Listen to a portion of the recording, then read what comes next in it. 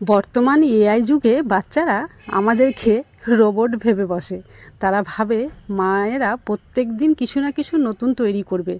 তাই আজকে আমি তাদের মন রক্ষা করার জন্য একটা নতুন এবং হেলদি রেসিপি নিয়ে এসেছি। তোমাদেরও যদি বাচ্চা থাকে বাড়িতে, তাহলে তোমরা ঝটপট এই হেলদি রেসিপিটা ট্রাই করতে পারো। আশা করছি খুবই ভালো লাগবে। তো চলো, সবাইকে শুভ সকাল। আমার আরেকটি কুকিং ব্লগে তোমাদের সকলকে স্বাগত। তো এখানে আমি নিয়ে নিয়েছি গমের আটা। তো এখানে আমি 2 বাটির মতো গমের আটা নিয়েছি। তোমরা যতটা পরিমাণে করবে অতটা গমের আটা দিয়ে করবে। আমি এখানে 2 বাটির মতো গমের আটা নিয়েছি এই জন্যই যে কিছুটা আমি রুটি করব। সবাই তো আর এই খাবার খাবে না, কেউ রুটি খাবে হয়তো, তো একসঙ্গে আমি আটাটা মেখে নিয়েছি। অর্ধেকটা আটা আমি সরিয়ে রেখে দিলাম, সেটা রুটি করে খাবো। আর যে অর্ধেকটা ছিল তার মধ্যে আমি 2টো ডো করে নিয়েছি। একটা রাখলাম সাদামাটা ডো, আর একটাতে আমি কিছুটা হলুদ গুঁড়ো আর লঙ্কা গুঁড়ো মিক্স করে দিয়ে এইভাবে মেখে নিচ্ছি। এইভাবে মাখতে মাখতে দেখবে যে কালারটা আস্তে আস্তে মিক্স হয়ে হলুদ হয়ে গেছে। এই যে দেখো, হলুদ হয়ে গেছে।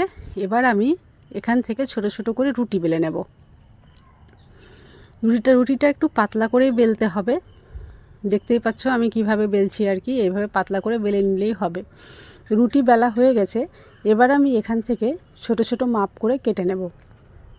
আমি এইগুলো কাটার জন্য একটা কৌটো ঢাকনা ব্যবহার করেছি। তোমাদের কাছে কুকি কাটার থাকলে তোমরা সেটা দিয়েও কেটে নিতে পারো। সবগুলো একই মাপের হলেই হবে। তো দেখতেই পাচ্ছ সবগুলো কত সহজে গোল গোল করে আমি কেটে নিচ্ছি। এবার এখান থেকে আমি ডিজাইন তৈরি করব।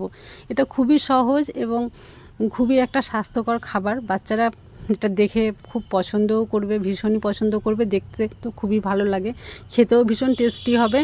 তো তোমরা একবার হলো এটা ট্রাই করে দেখো। একবার ট্রাই করলে কিন্তু তোমরা প্রত্যেক দিনই করতে বাধ্য হবে, কারণ বাচ্চাদের অনুরোধে তোমাদের প্রত্যেক দিনই করতে হবে আশা করছি।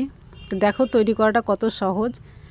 আমি মুখে বলে হয়তো অতটা বোঝাতে পারবো না, তোমরা আমার হাতের দিকে একটু লক্ষ্য করে দেখো, তাহলেই তোমরা বুঝতে পারবে। আর ভিডিওটা স্কিপ না করে দেখার অনুরোধ করছি, তাহলে কিন্তু তোমরা খুব ভালো করে বুঝতে পারবে।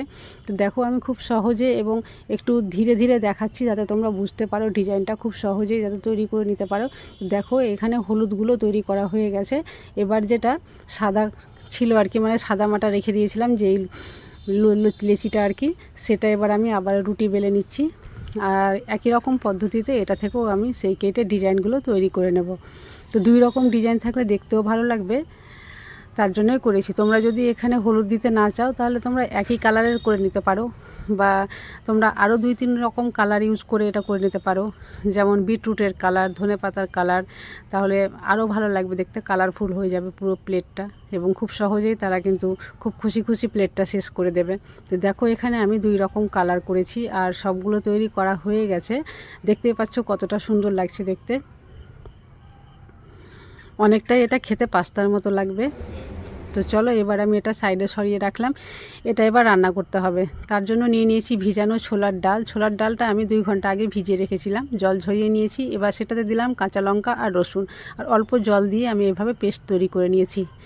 এবার চলো এগিয়ে যাই গ্যাসের দিকে। তো দেখতে পাচ্ছ এটাও হয়ে গেছে তৈরি করা, এটা সাইডে সরিয়ে রাখলাম। এবার গ্যাসের ফ্লেম অন করে আমি একটা কড়াই দিয়ে দিয়েছি। কড়াইয়ে দিলাম সামান্য তেল, আর দিয়ে দিলাম 2-3টে রসুন থেতো করে, আর ঝাল করার জন্য দিয়েছি কাঁচা লঙ্কা কুচি আর আস্ত জিরের ফোড়ন। আর কিচ্ছু লাগবে না। এবার একটু নাড়াচাড়া করে ভাজা ভাজা যখন হয়ে যাবে, আমি এটাতে এবার অ্যাড করে দেব জল। জল দেওয়া হয়ে গেছে। এবার আমি এখানে লঙ্কার গুঁড়ো, হলুদ গুঁড়ো আর দিয়ে দিচ্ছি সেই ছোলার ডাল বেটে রাখা। এটা দেওয়ার জন্য গ্রেভিটার টেস্টটাও খুব সুন্দর লাগবে, আর গ্রেভিটা খুব সহজেই কিন্তু গাঢ় হয়ে যাবে।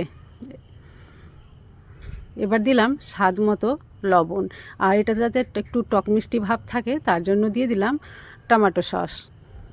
এবার যখন জলটা ফুটে উঠেছে, এবার তৈরি করে রাখা সেই পাস্তাগুলো দিয়ে দিচ্ছি।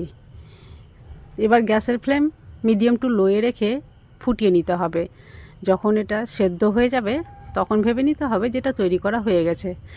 একটু টকের পরিমাণ বেশি চাইলে এখানে আমচুর পাউডার ইউজ করতে পারো। আমার কাছে আমচুর পাউডার ছিল না, তাই আমি একটা আমচুর পুরোটাই দিয়ে দিয়েছি। আর এবার হয়ে গেছে তাই ধনেপাতা দিয়ে দিলাম, গ্যাসটা বন্ধ করে দিয়েছি, আর একটা থালায় আমি সার্ভ করে নিচ্ছি। উপর থেকে আবারও একটু ধনেপাতা কুচি দিয়েছি, আর একটু দিয়ে দিচ্ছি টমেটো সস। এবার দেখো কতটা দেখতে সুন্দর লাগছে, খেতেও কিন্তু এবার খুব টেস্টি লাগবে। তো আজকের রেসিপি তোমাদের কেমন লাগলো কমেন্ট করে অবশ্যই জানাবে। এই ধরনের নতুন নতুন রেসিপি পেতে হলে চ্যানেলটি সাবস্ক্রাইব করে পাশে থেকো।